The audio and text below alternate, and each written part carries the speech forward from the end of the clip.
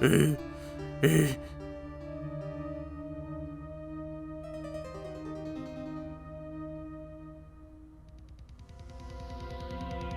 Dang it! Why me? I can't get caught. Not like this. I've got to find someone to pin this on. Someone like him. I'll make it look like he did it.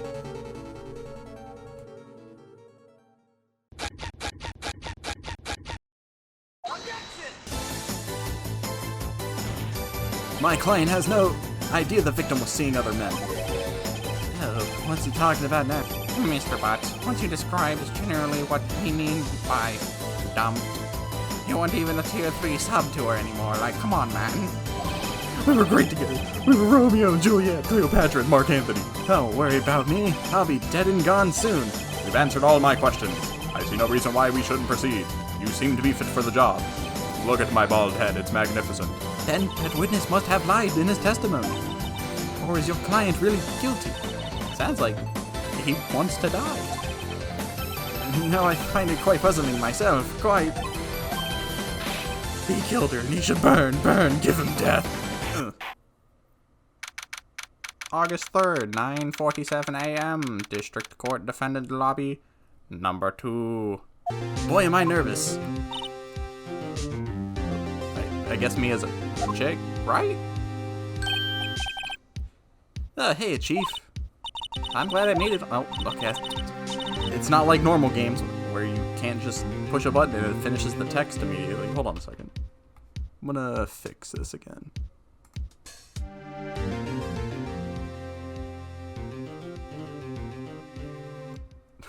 I get why this game's so loud. I've set it to 25 on my computer, but maybe I should turn that up a little bit. You're messing up the flow of the game, me. There we go. That should be fine, right? Well, I have to say, Phoenix, I'm impressed. Not everyone takes on a murder trial right off the bat like this. It says a lot about you, and your client as well. I'm gonna skip a lot of dialogue, because my instinct is push button, finish the text, then read it. Actually, it's because I owe him a favor. A favor? You mean, you knew the defendant before this case? Yes. Actually, I kind of owe my current job to him. He's one of the reasons I became an attorney. Well, that's news to me. I want to help him out any way I can. I just really want to help him. I owe him that much. It's over. My life, everything, it's all over. Is that your client screaming over there? Yeah, he kind of does that. Death, despair. Ah, I'm gonna do it. I'm gonna die. Sounds like he wants to die. Yeah. He's, oh. His name is Butts. Butts with a Z, with one less T. Nick. Hey there. Is my name Nick? I thought my name was Phoenix Wright. Hey there, Larry. Dude, I'm so guilty. Tell them I'm guilty. Give me the death sentence. I ain't afraid to die. What? What's wrong, Larry? Larry, you're throwing me off here. It's all over. I'm finished. Finished. I can't live in a world without her. I can't. Who took her away from me, Nick? Who did this? Oh, Nick, you gotta tell me who took my baby away. The person responsible for your girlfriend's death. The newspaper says it was you.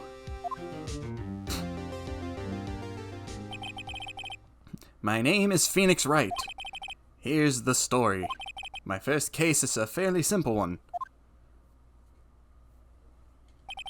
A young woman was killed in her apartment. The guy they arrested was the unlucky sap dating her. Larry Butts, my best friend since grade school. Our school had a saying, when something smells, it's usually the butts. Oh. In the 23 years I've known him, it's usually been true. He has a knack for getting himself in trouble. One thing I can say, though, it's usually not his fault. He just has terrible luck. But I know better than anyone that he's a good guy at heart. That, and I owe him one. Which is why I took the case. You know, to clear his name. And that's just what I'm going to do. After I talked to him about his last name. I knew a guy whose last name was Butts. August 3rd, 10 a.m. District Court, courtroom number 2. Oh! Court is now in session for the trial of Mr. Larry Butts. The prosecutor is ready, Your Honor. The, defense is ready, Your Honor. Mr. Wright, this is your first trial, is it not? Yes, Your Honor. I'm, a little nervous. Your conduct during this trial will decide the fate of your client. Murder is a serious charge. For your client's sake, I hope you can control your nerves. Thanks. Thank you, Your Honor. Didn't ask. Mr. Wright, given the circumstances, I think we should have a test to ascertain your readiness. Yes, Your Honor. Ooh. Hand shaking, eyesight fading. The test will consist of a few simple questions. Answer them clearly and concisely. Please state the name of the defendant in this case. His name was, Phoenix Wright, right? That's the name of the game. Larry Butts. The defendant, well, that's Larry Butts, Your Honor. Correct. Just keep your wits about you and you'll do fine. Answer these questions to prove if you're good for the case. What's his name? Larry. Alright, it seems like you're good to go. Next question. This is a murder trial. Tell me, what's the victim's name? I know this one. I read the case report over the cover to cover so many times. It's... Wait, No way, I forgot. I'm drawing a total blank here. Phoenix, are you absolutely sure you're up for this? You don't even know the victim's name? The victim, of course, I know the victim's name. I, just forgot. Temporarily. I think I feel a migraine coming on. Look, the victim's name is listed in the court record. Just press tab to check it. Anytime. Well, you fooled me. I don't use mouse and keyboard. I use controller.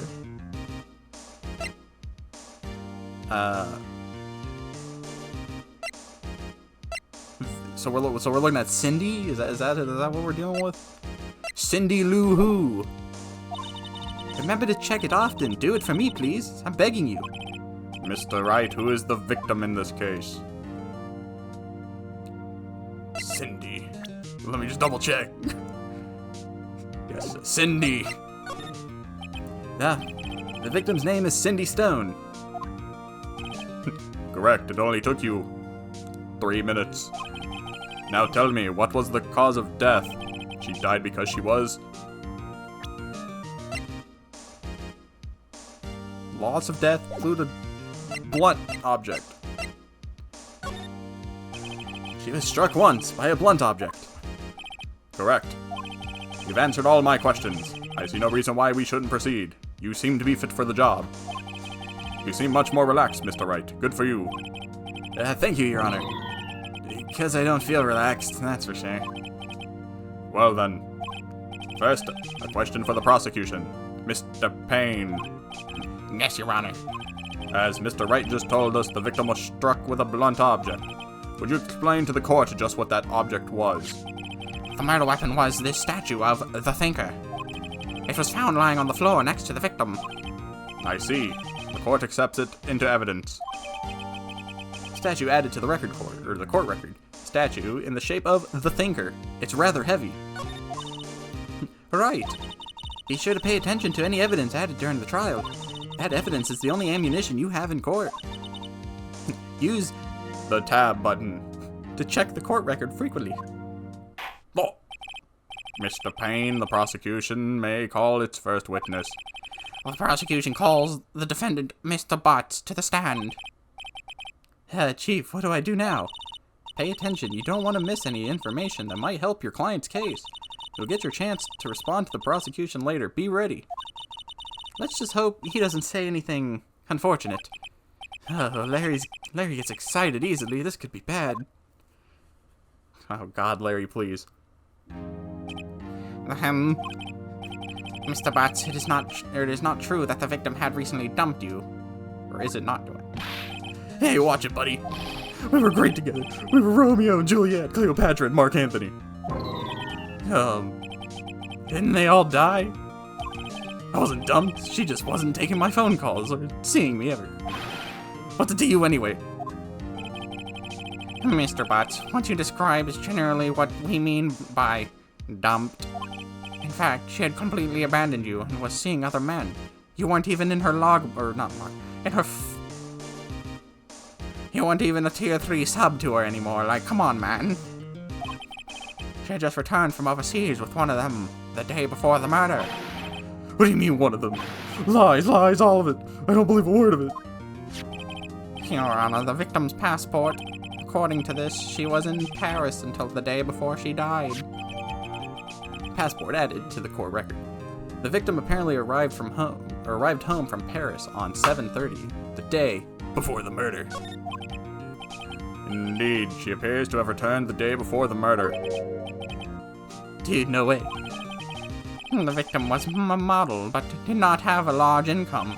It appears that she had several sugar daddies. Daddies? Sugar?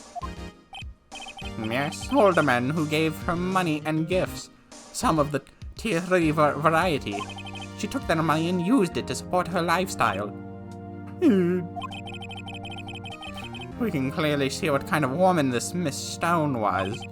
Tell me, Mr. Butts, what do you think of her now? Right. I don't think you want him to answer that question. Yeah, Larry has a way of running his mouth in all the wrong directions. Should I? Well, I would assume we stop him from answering. My client has no idea the victim was seeing other men. That question is irrelevant to the case. Dude, Nick, what do you mean irrelevant? That cheating she-dog. I'm gonna die. I'm just gonna drop dead. Yeah, and when I meet her in the afterlife, I'm going to get to the bottom of this. Everything's so loud in the hammer. Let's continue with the trial, shall we? I believe the accused's motive is clear to everyone. Yes, quite. Oh boy, this is not looking good. Next question. You went to the victim's apartment on the day of the murder, did you not? Gulp. Well, did you or did you not? Well, maybe I did and maybe I didn't. He went. What do I do? I'll just have him answer, honestly. I know, I'll send him a signal. Tell the truth. Yeah, I was there. I went. Order. Well, Mr. Butts. Dude, chill. She wasn't home, man. So, like, I didn't see her. What the heck? That's your voice? Your Honor, the defendant is lying. Lying? The prosecution would like to call a witness who can prove Mr. Butts is lying. Well, that simplifies the matters. Who is your witness? The man who found the victim's body, just before making the gruesome discovery. He saw the defendant fleeing the scene of the crime.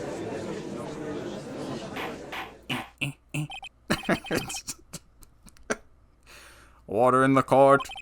Mr. Payne, the prosecution may call its witness. Yes, Your Honor. This is bad.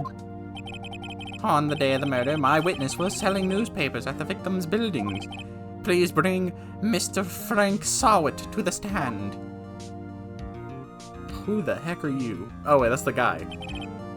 Mr. Sawit, you sell newspaper subscriptions. Is this correct? Oh, yes, newspapers, yes. Mr. Sawit, you may proceed with your testimony. There are too many voices going on, dude. I'm gonna get so many of them confused. Please tell the court what you saw on the day of the murder. Witness testimony. The witness's account. I was going door to door selling subscriptions when I saw a man fleeing an apartment. I thought he must be in a hurry because he left the door half open behind him. Thinking it strange, I looked inside the apartment.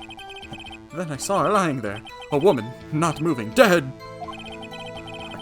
I quailed in fright and found myself unable to go inside. I thought to call the police immediately. However, the phone in her apartment wasn't working. I went to a nearby park and found a public phone. I remember the time exactly. It was 1 p.m. The man who ran was, without a doubt, the defendant sitting right over there. Look at him, he looks like a heathen. He'd kill anybody. He'd kill me for testifying. Larry, why didn't you tell the truth? I can't defend you against a testimony like that. Incidentally, why wasn't the phone in the victim's apartment working? Your Honor, at the time of the murder, there was a blackout in the building. Aren't phones supposed to work during a blackout? Yes, Your Honor. However, some cordless phones do not function normally. The phone that Mr. Sawit used was one of those. Your Honor, I have a record of the blackout for your perusal. Blackout record added. Electricity to Miss Stone's building was out from noon to 6 p.m. on the day of the crime. Now, Mr. Wright. Yes, yes, Your Honor. You may begin your cross-examination. Cross-examination, Your Honor. Alright. I hate that she refers to him as Wright. Alright, Wright, this is it. The real deal. What exactly am I supposed to do? Why, you exposed the lies in the testimony the witness just gave. Lies? What? He was lying? Your client is innocent, right? Then that witness must have lied in his testimony. Or is your client really guilty? How do I prove he's not? You hold the key. It's in the evidence. Compare the witness's testimony to the evidence at hand. There's bound to be a contradiction in there. First, find contradictions between the court record and the witness's testimony. Then, once you've found the contradicting evidence, present it and rub it in the witness's face. Okay. Open the court record with the tab button. Then point out the contradictions in the testimony. What do we got? Attorney's badge. No one would believe I was a defense attorney if I didn't carry this. I mean, I wouldn't believe it either. Blood trauma, you know, passport. Building was out from 6 p.m. to the day of the crime. Well, that's it, right? Oh wait, no, it says from noon to to 6. I thought it just said 6.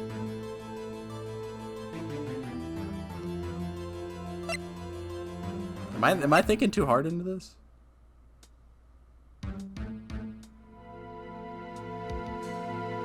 Alright, we got it.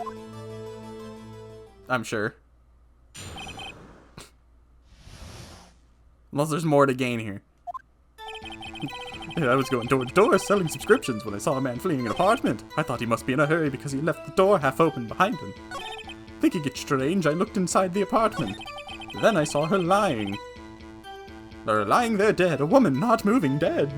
I quailed in fright and found myself unable to go inside. I thought to call the police immediately. However, the phone in her apartment wasn't working. I went to a nearby park and found a public phone. I remember the time exactly. It was 1 p.m. The man who ran was, without a doubt, the defendant sitting right over there. That's all of it. There must be a contradiction in there somewhere. Examine the court record with tab if something strikes you as being suspicious. Then find the evidence that contradicts his testimony, and present it to the court. Oh, God.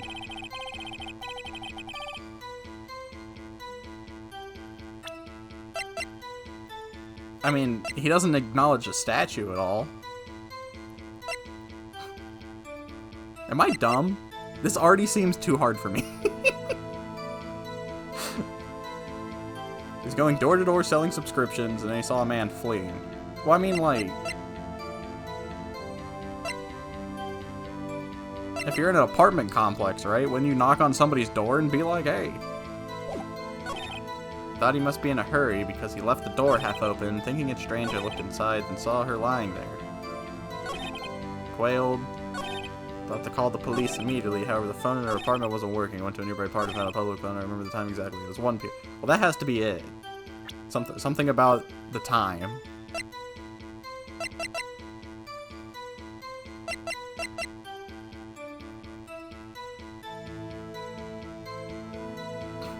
Am I dumb?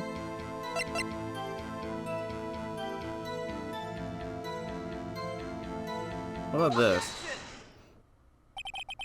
You found the body at 1 p.m., you're sure? Yes, it was 1 p.m. for certain. Frankly, I find that hard to believe. Your statement directly contradicts the autopsy report. The autopsy notes the time of the death at sometime after 4 p.m. There was no body to find at 1 p.m. How do you explain this 3-hour gap?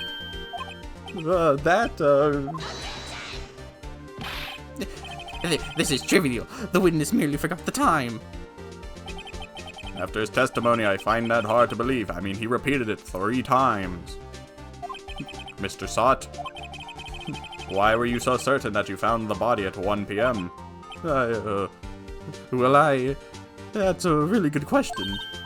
Great job, Wright. Way to put him on the spot.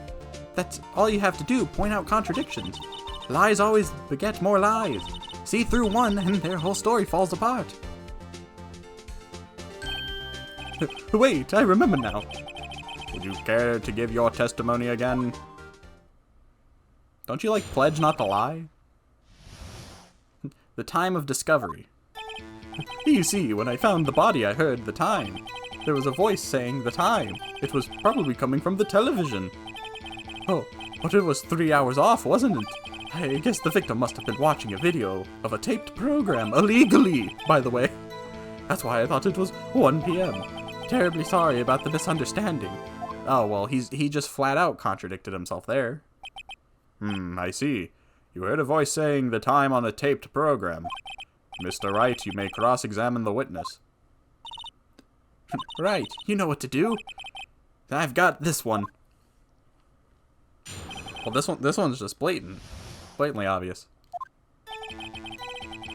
I don't even need you to talk. Hold it right there. The prosecution said there was a blackout at the time of the discovery, and this record proves it. You couldn't have heard a television or a video. The defense has a point. Do you have an explanation for this, Mr. Sott?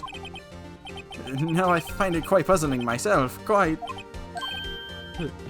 Wait, I remember now. Mr. Sott? The court would prefer to hear an accurate testimony from the very beginning. These constant corrections are harming your credibility. That and you seem rather distraught. Oh no, I just forgot to use the toilet before I got here.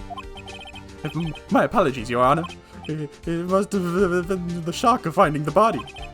Very well, Mr. Sott. Let's hear your testimony one more time. Hearing the time. Actually, I didn't hear the time, I saw it. There was a table clock in the apartment, wasn't there? Yeah, the murder weapon. The killer used it to hit the victim. That must have been what I saw. You saw a clock. I guess that explains it. I mean, clearly. The defense may cross-examine the witness. Gladly. So now he's rambling about a clock? You're saying it was the... Hold on. Yeah, he's saying the clock was used to kill the lady, but it was the statue.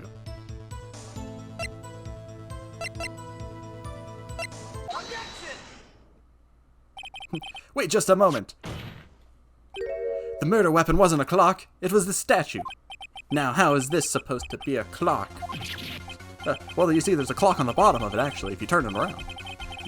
You, with your objections and your evidence, just who do you think you are? Just answer the question, Mr. Sott. Hey, I saw it there, okay? That's a clock. Your Honor, if I may. Yes, Mr. Payne? As the witness stated, the statue is indeed a clock. The neck is a switch. You just tilt it and it says the time out loud. As it doesn't look like a clock, I submitted it as a statue. My apologies. I see. So the murder weapon was a table clock after all. Well, Mr. Wright, it appears that the witness's testimony was correct. This is a clock. Do you have any problems with his testimony now? Yes. Your Honor, there is a gaping hole in the witness's testimony. The only way he could have known the weapon was a clock is if he held it is to hold it in his hands. Yet the witness testified that he never entered the apartment. Clearly, a contradiction. Indeed. The witness knew it was a clock because he went into the apartment. You're lying. You were inside the apartment on the day of the murder. Oh yeah, prove it. Prove I went in there. And I'll do better than that. I can prove you were the one who killed her. You struck her with the clock and the shock of the blow triggered the clock's voice. That was the sound you heard. Order in the court. Intriguing. Please continue, Mr. Wright. Yes, Your Honor. Mr. Sott, the sound must have left quite an impression on you. Understandable, since the murder weapon spoke just as you hit the victim. That voice was burned into your mind. That's why you were so certain about the time. What's the meaning of this? This is all baseless conjecture. Baseless? Just look at the witness's face. He's peeing himself, soiled wet. Can you believe a man who pees himself in court? Would the witness care to elaborate? Did you strike the victim with the clock? That day, I never... Look, the clock, I heard that, I saw... What? He just throw his toupee at me? Shut up, I hate you. It was him, I tell you, I saw him. He killed her, and he should burn, give him death. Man really just threw his hair at me. Order in the court, I say. Your Honor, a moment, please. There isn't a shred of evidence supporting the defense's claims. Mr. Wright. Your Honor, You claim the sound the witness heard came from the clock. Do you have any evidence? the whole case is riding on this. I better think it through carefully. Your Honor, the sound Mr. Sott heard was definitely this clock. A fact which is clear if you simply ask the neighbors. Try sounding the clock. Examine the clock's batteries. Well, I mean, I don't think the neighbors can hear. It's got to be sounding the clock. Let's sound the clock now here in this court. Your Honor, may I have the clock? I ask the court to listen very carefully. Beep. I think it's 8:25. That certainly is a strange way to announce the time. Well, he is the thinker after all. So we've heard the clock. What are your conclusions, Mr. Wright? Mr. Payne, can you tell me what time it is now? It's 11:25. As you can see, this clock is exactly 3 hours slow. Precisely the discrepancy between what Mr. Sott heard and the actual time of death. So, Mr. Sott, try to talk your way out of this one. You forgot one thing. Oh, what's he talking about now? While it may seem like that clock is running 3 hours slow, it proves nothing. How do you know it was running 3 hours slow on the day of the murder? If you can't prove that, you don't have a case. He's right. How am I going to prove that? I was so close. Mr. Wright, it seems you lack the critical evidence to support your claim. Yes, Your Honor. This means I cannot let the incident, or let you indict the witness. Unfortunately, this ends the cross-examination of Mr. Frank Sott. I come all the way down here to testify, and look what happens. You treat me like a criminal. A criminal. You lawyers are all slime. I almost had him.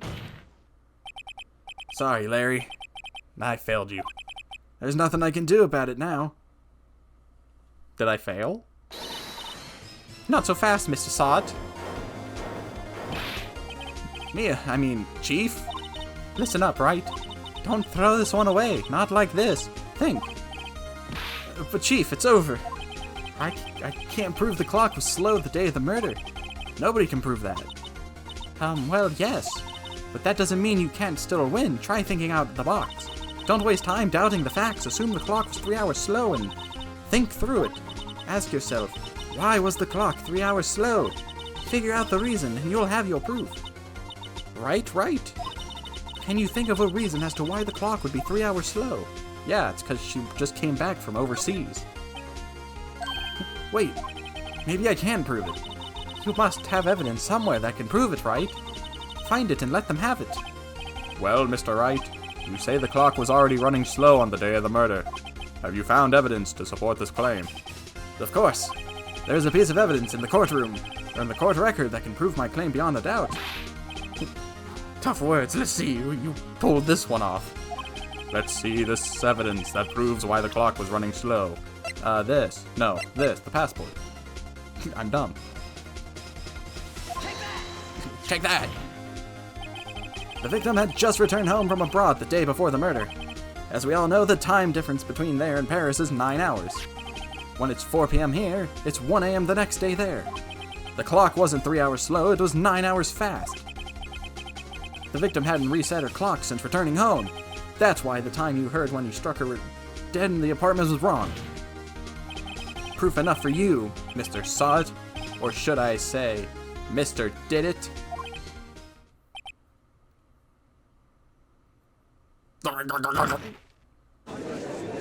Rabble. Order, I say. Look at my bald head, it's magnificent. Well, this case has certainly turned out differently than we all expected. Mr. Payne, your witness. He was arrested and has been taken away, Your Honor. Very well. Mr. Wright? Yes, Your Honor. I have to say, I'm impressed. I don't think I've ever seen someone complete a defense so quickly, and find the true culprit at the same time. Thank you, Your Honor.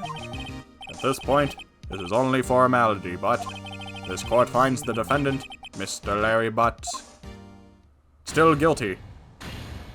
He slept with my wife, and that can't be forgiven.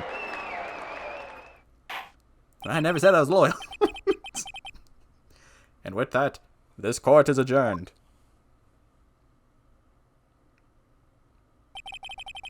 Turns out that Frank Saw was a common burglar. He posed as a newspaper salesman to check and see when people were out of the houses that day. When Larry went to her apartment, the victim wasn't home. After he left, Mr. Saw let himself in to do his dirty work. While he was searching her place, the victim returned. Flustered, Mr. Sod grabbed the nearest blunt object he could find. So, like... Never mind. I was gonna say, how dense could a clock be to, like, kill somebody in one strike? Like, the statue wouldn't be made out of, like, stone or anything. It would have just been made out of plastic. So unless that dude has, like, the strength of, like, Hercules or something, like, I don't think that would necessarily... I feel like it would just hurt. Be like, ow. Oh, I didn't think this one through. August 3rd, 2:32 p.m. District Court Defendant Lobby number 2. Ugh, still can't believe we won. Right, good job in there. Congratulations. Thanks, Chief. I owe it all to you. Not at all, not at all. You fought your own battles in there. It's been a while since I've seen a trial end on such a satisfying note. I've never seen the Chief looking this happy. If she's this glad, imagine how Larry must feel. My life is over. Larry, you're supposed to be happy. What's wrong now? Oh, Nick. Don't worry about me. I'll be dead and gone soon. Good. Oh, wait, no. I mean, bad. Larry, you're innocent. The case is closed. But my Cindy Windy's gone, man. Gone forever. Larry, she was a... never mind. Congratulations, Harry. Harry? Yes, you. I can practically see the headlines now. Harry Butts. I thought his name was Larry. Thanks. I really owe you one. I won't forget this ever. Let's celebrate dinner. Movie, my treat. Oh no, I couldn't. I don't hang out with Larry's. Hey, I was the one who got you off the hook. Oh, hey. Here, take this. It's a present. Present for me? Wait, wasn't this the evidence that... Actually, I made this clock for her. I made one for her and one for me. Really? You made this? Well, thank you. I'll keep it as a memento. Yo, Nick. Can you believe it? I was so into that chick. And she was just playing me for a fool. Don't that make you want to just cry? Larry. Are you so sure?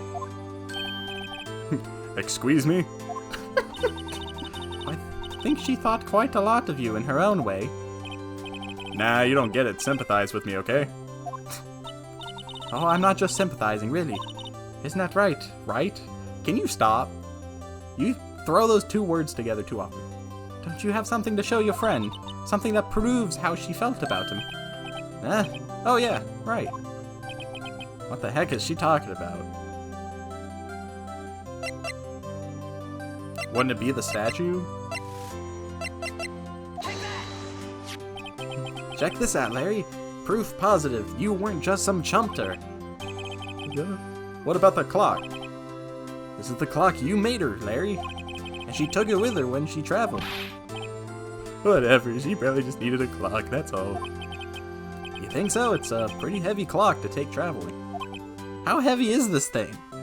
What did you make this out of, Larry? Well, make of it what you will. Hey, Nick. I'm glad I asked you to be my lawyer. Really, I am, thanks. Well, that made him feel a little better. Right. I hope you see the importance of evidence now. Also, hopefully you realize things change depending on how you look at them. People too. We never really know if our clients are guilty or innocent. All we can do is believe in them. And in order to believe in them, you have to believe in yourself. Right. Listen, learn, grow strong. Never let what you believe in, never. Well, I think our work here is done. Shall we be off? Yeah, I guess so. Say how about dinner on me? We'll drink a toast to innocent butts. Yeah! Oh, speaking of Harry, you were saying part of why you became a lawyer was because of him. Yeah, part at least. You'll have to tell me more about it sometime. Maybe over drinks. His name was Larry. And so my first trial came to a close. Yeah, Larry. Larry slapped me on the back and said, "Gee, Nick, it's good to have friends." But I'm pretty sure he's not going to pay us. Unless you count the clock he gave me. I didn't know it then. But that clock was soon going to be at the center of another incident. And my promise to tell the chief about me and Larry would be one promise that I wouldn't be able to keep. The end.